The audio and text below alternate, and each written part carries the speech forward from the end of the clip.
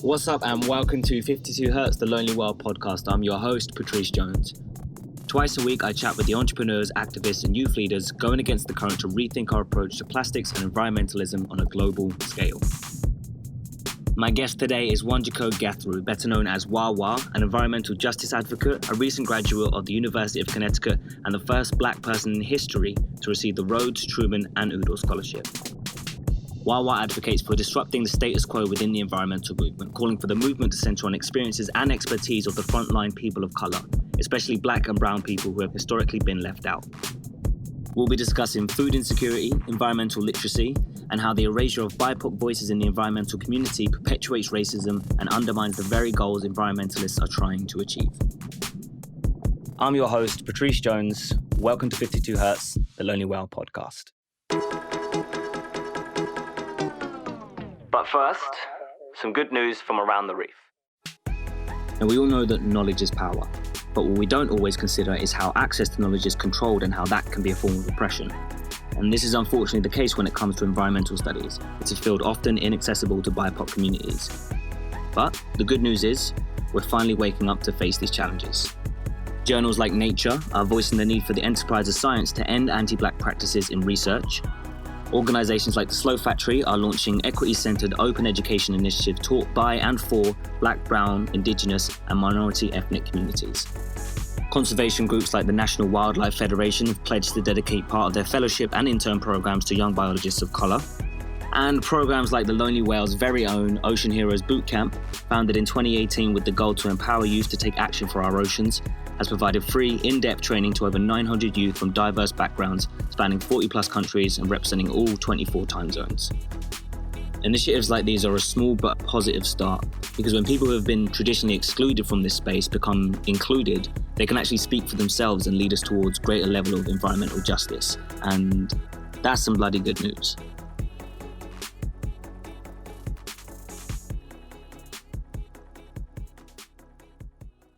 Hello, everybody, and welcome to 52 Hertz, the Lonely World podcast. I am your host, Petrice Jones. My guest is Wanjiku Gatheru, but her friends call her Wawa. So, Wawa, welcome to 52 Hertz. Thank you so much. I would love to just hear about you and hear a little bit of your history and why did you get involved with environmental justice? Where did this start?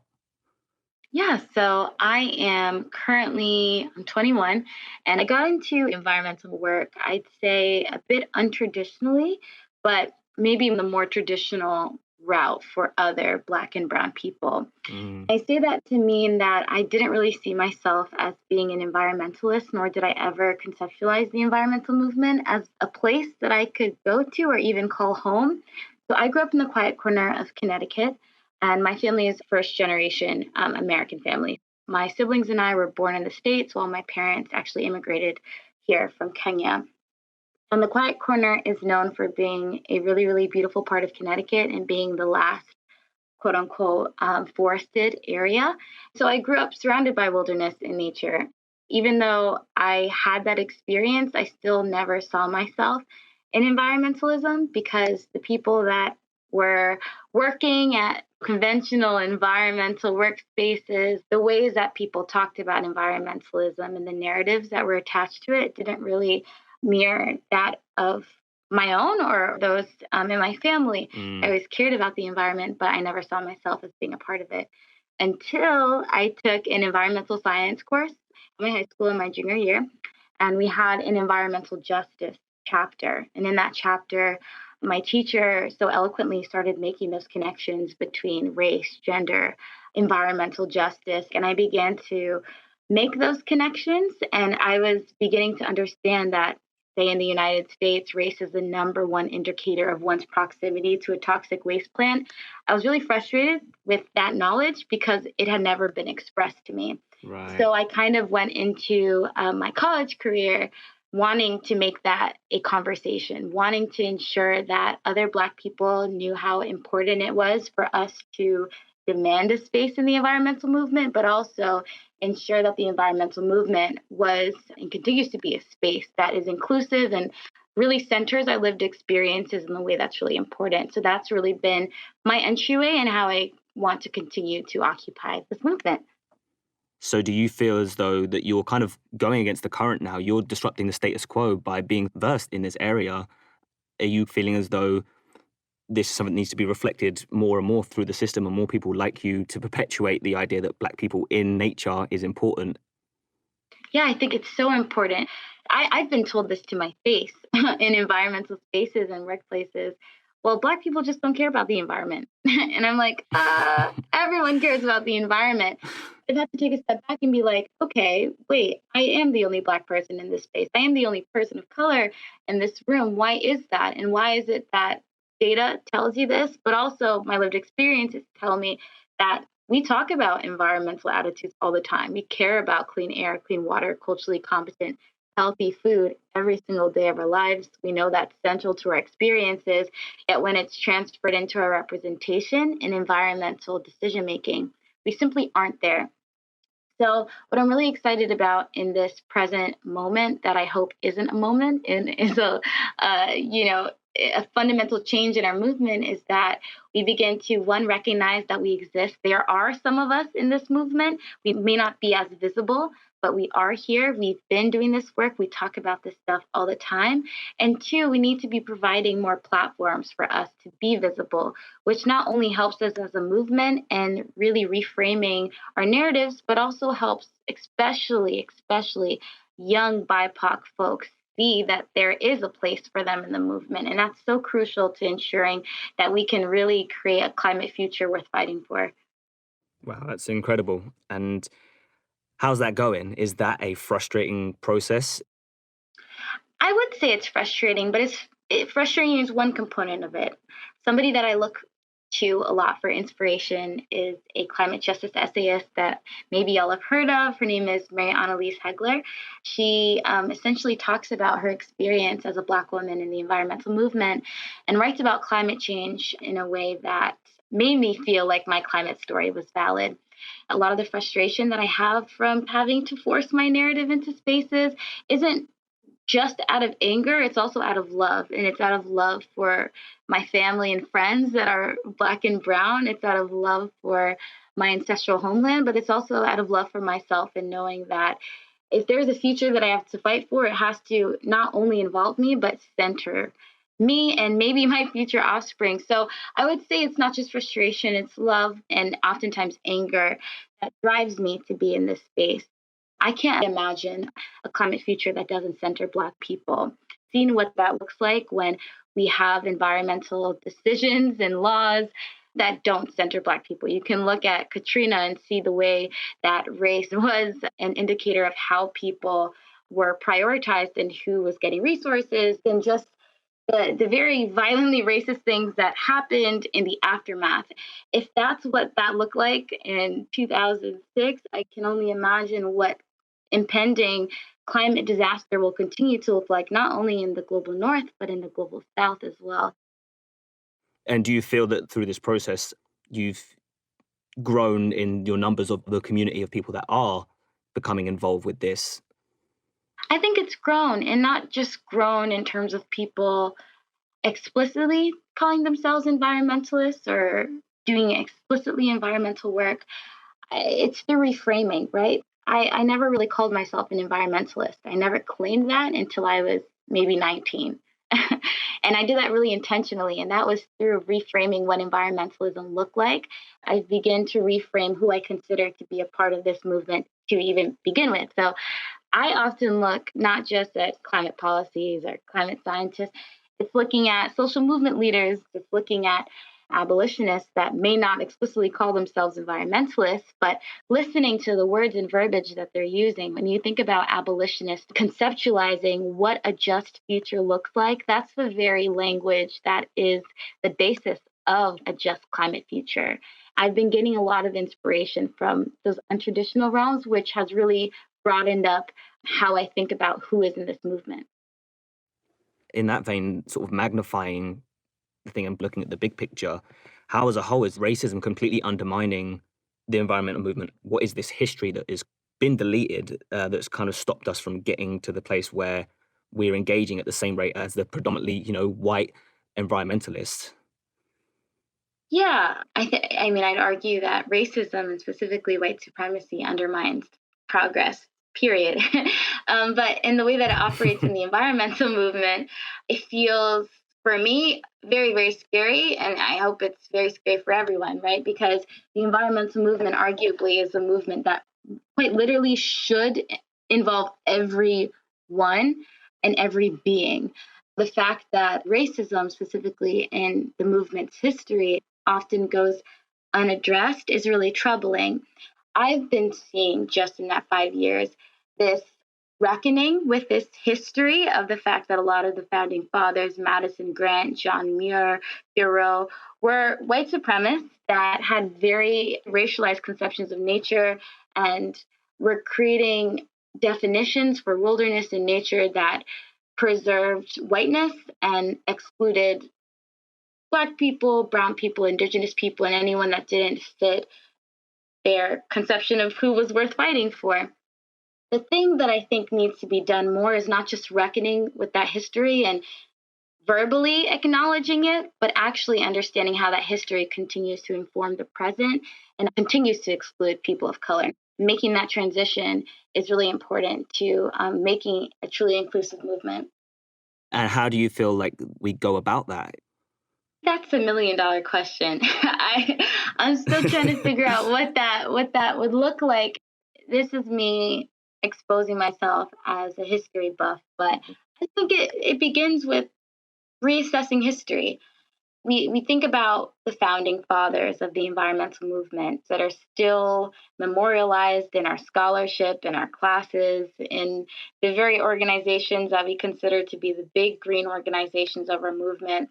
Yet there were a lot of other environmental leaders in history that, one, we didn't recognize as environmental leaders, and two, were already conceptualizing nature and wilderness long before those founding fathers even interacted with the land. When we talk about the history, why doesn't it begin with the indigenous First Nation folks that were already living on that land for thousands of years? It's not about erasing history, it's about really understanding that history has erased others. It's from reframing that history that you can really begin to have an equity lens moving forward, which will begin to answer that very question you just asked me. I totally agree that it's not just in this realm that we've deleted stories from all around the world because it derails a narrative that has been serving for a very small few. But you mentioned there's some people who you think haven't had the light shone on them the way other maybe white environmentalists have. Is there anyone in particular who you listen to who people should be looking to get an ulterior perspective and broaden their thinking?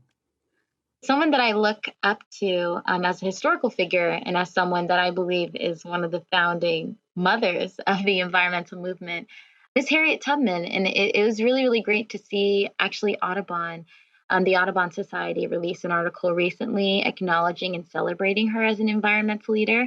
Her ability and her expertise to really navigate the wilderness in the face of white violence against Black enslaved people, I mean, it's absolutely environmental work that required the utmost skill and dedication to everything that environmentalism is and should aim to be. And I would say most of our social justice movement leaders of the civil rights era, most of them were environmental leaders. Most of them, in their language, actually crafted the inceptions of the environmental justice movement. So without the language, say, of Dr. Martin Luther King Jr. and him talking about a beloved community that is grounded in justice, there's no such thing as a climate future that isn't grounded in beloved community.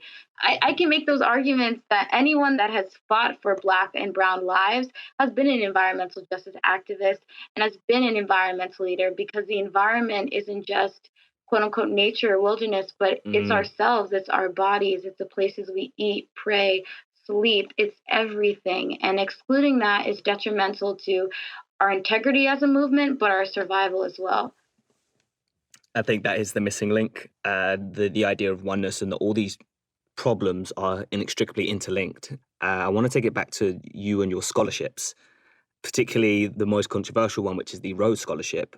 I want to know what made you decide, because I'm sure you thought about it very long and hard, to decide to apply and to accept the Rhodes Scholarship, knowing that Cecil Rhodes was notoriously quite a racist colonialist? Yeah. First, thank you for asking me that. Oftentimes, I think people hear, the Rhodes Scholarship, and they're like, "Wow, that's great." And I'm like, "Yes, it was a really strenuous process, and I'm proud of Right. myself for I probably obtaining should have said that." that, actually. Congratulations, by the way. Congratulations. No worries, no. But I think the question you just asked should be actually said first, because Mm, I don't think you can be a leader without reckoning with the histories of the very resources that you are choosing to tap into. I really struggled with this, and I think I should continue to struggle with this, and I will. I don't believe with a clear conscience you can begin to even think of applying to something like the Rhodes Scholarship without beginning to reckon with that legacy. For me, receiving the Rhodes Scholarship completely binds me to social justice activism and public service for the rest of my life. Choosing to gain from resources that were built upon blood money, I have made the choice to do what I can in my lifetime to reframe and reimagine a legacy. And that's really important to me. That reckoning isn't just something that I have to think about now, it's something that I should continue to be challenged about for the rest of my life. And that's mm. just something I think everyone that receives the Rhodes Scholarship should be held to that standard. Do you feel as though you're maybe owed something from this, that the amount that Cecil Rhodes may have taken from many African communities, this is almost the least they could do, is give a scholarship to a smart young black woman?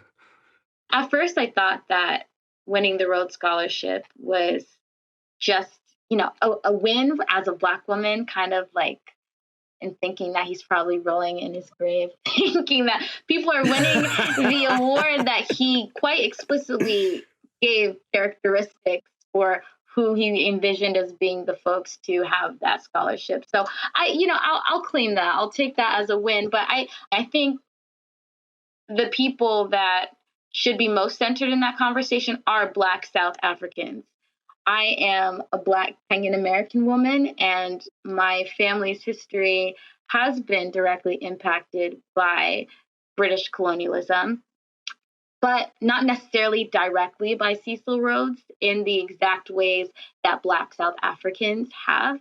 I think that's really important to remember as, say, the Rhodes Trust begins to reimagine what they can do to specifically empower the direct descendants of the folks that were disenfranchised in the inception of such awards or resources in the first place. I've heard you say a couple of times about talking about centering Black experiences. What does it mean to center Black experiences rather than explain them? Yes, that's a very important distinction. Right now, we're explaining a lot, especially Black people, explaining our experiences, microaggressions, macroaggressions, not just in the environmental movement, but generally, and how that impacts our ability to be leaders in such spaces. So many Black and brown activists, that's what we're looking for. We want to just be centered instead of explaining. And being often the only ones in environmental spaces or workplaces, we often have to be the ones that are doing our standard work requirements, but also on top of that, explaining the error in our erasure, talking about why it's important to dismantle, say, toxic work cultures. It's simply being able to do environmental work without explaining why it's important to center Black lived experiences, narratives, and expertise. And doing that will create the movement that we need. You wrote in your Vice article that virtue signaling is not enough. What's really needed for the environmental community is to own up to the slow violence that comes with our erasure. So when I was talking about virtue signaling, I was more so being cognizant of the way that I've seen a lot of big green organizations and hearing in those spaces, hey, we really, really care about having a diverse and inclusive workplace. Yet in practice, I will be standing in those meetings and hearing a lot of disparaging comments about Black and brown communities. So right now, I'm seeing a lot of statements that say, we hear you, we see you, and that kind of stuff. And that's really important. However, it's really hard for me to know whether or not this is virtue signaling or if this is actually a long-standing, long-term commitment to anti-racism work. And that's what I hope is going to happen. But I'm also informed by the past, and I hope that I'm proven wrong. And when I think about slow violence, I think a lot of times people hear the term violence and they're like, well, point to me about people that are directly being harmed by not being centered in the environmental movement. And I can point to history. I can point to Katrina. I can point to the global South. But the slow violence that I'm talking about is the fact that it's going to be encompassing as we move forward, as climate disaster continues to intensify and virtually hit every corner of the world. I fear that if we have a movement that doesn't yet have the language of equity ingrained in its solutions, that its solutions are going to miss the fact that Black and brown people right now are getting hurt first and worst by climate change. What do solutions look like that aren't cognizant of that fact? Disaster, violence, death, catastrophe, and that slow violence, it's not going to happen right now, but if we don't address this right now, it's going to happen eventually, and the impacts are going to be catastrophic. I think that's one of the things that gets left out when we talk about people who are going to be affected the most by this. It's going to be the people, especially on islands. It's going to be the people who are global South, and they're going to need help. They're going to go to the places where there's safety and security, which is where in comes the higher racial tensions and get out of our country and this kind of mentality that we already see today. So I think your answer was beautiful, just in how we need to be tackling these problems now. I want to kind of ask you what you would say to someone who thinks that these problems aren't linked, someone who doesn't think that ocean conservation or another environmental issue has nothing to do with race or social justice. How do you bring those two together? I understand where they're coming from.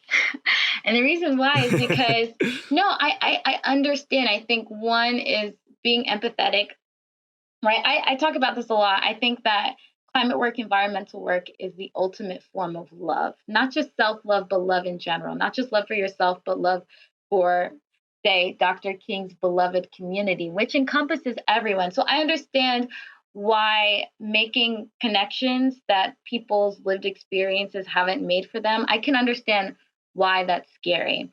What I would tell them is we don't have to reinvent the wheel. I think a lot of the fear comes from feeling overwhelmed that they have to start to make all these solutions and connect these dots that feel like there's nothing related between these things. Well, the dots are already made, and the dots are already made often in people's essence. Audre Lorde once said, we don't live single issue lives. So if you translate that very framing to the movement in general, the scales will begin to fall from your eyes. And that reframing is just so important. Right. So I think a key one of those is food insecurity and hunger. The sustenance of life has a key impact on climate change. What we eat matters for our future. So how do you see food insecurity as an environmental justice issue? The access to healthy, culturally competent food, that is absolutely central to environmental justice work. And what's been a bit frustrating is that connection isn't necessarily always made, not just in academic spaces, but I've been told by different professors and mentors, Wawa, you got to choose. Are you interested in food insecurity or environmental justice? And I'm just like, what are we both not seeing here? Because food I feel like is the most direct interaction we have with the physical environment. The fact that connection isn't necessarily always understood is really troubling to me. So my experience in food insecurity work was at the University of Connecticut. While I was doing that work and hearing the stories and interviews that we were doing with families experiencing this, the very things we were seeing and identifying as indicators of food insecurity were the very conditions a lot of my close friends were dealing with at school. Yet the definition for food insecurity wasn't, quote unquote, applicable to them. And that had very disastrous impacts, right? If the definition doesn't encompass the very communities experiencing it. So I ended up spending a lot of my college career researching this with a good friend of mine, Abhishek Gupta, and founding the UConn Access to Food effort, where we launched the first assessment of food insecurity at any public institution of higher education in the state and saw that students were going through that. And in doing that, we defined this as being an environmental justice issue. Like I said, the environment is the places we eat, sleep, pray, all of that. A college campus is absolutely an environment. So if students aren't getting sustenance that they need from food and healthy and culturally competent food, is that not an environmental injustice issue? And should it not be framed as such? So what you're saying is it's essentially the issue of food insecurity as a whole is just far more diverse than maybe statistics and studies are leading us to believe. Absolutely. So I kind of want to talk about environmental literacy and how it's not part of the current curriculum and what your perception of that is. And firstly, what is environmental literacy to you?